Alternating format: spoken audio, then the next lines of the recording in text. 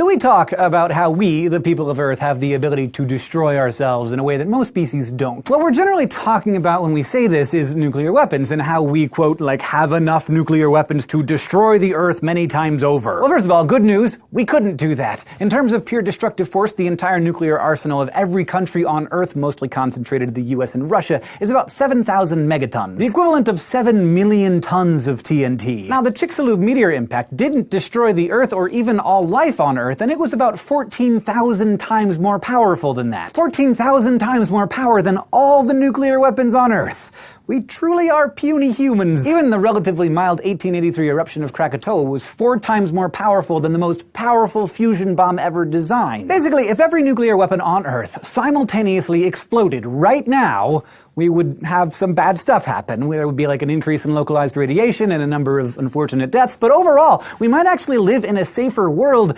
especially because those bombs right now are underground in remote areas for the most part. The more dangerous possibility, and where the idea of the deadly apocalyptic nuclear winter comes from, is if those bombs are actually used on cities. The bombs themselves, of course, would have a significant impact, but the more important bit is the resulting thousands of firestorms. Now, firestorm sounds just kind of like a hyperbolic word for like a really bad fire, but it is not that. Firestorms happen when a fire is intense enough to create its own weather pattern of increased winds, which further drive the burning and destruction, and they shoot soot and ash way up into the atmosphere. This is exactly what happened at Hiroshima and Nagasaki. If that happened thousands of times all around the Earth all at once, atmospheric models indicate that yes, indeed, it would be very bad. We're talking global decreases in temperature up to 25 degrees Celsius for a few months, and then up to 6 degrees Celsius for a number of years. That would be very bad news for all of the people, and also the ecosystems that we depend on. Also, having the majority of city-dwelling humans killed and all of the city-based infrastructure destroyed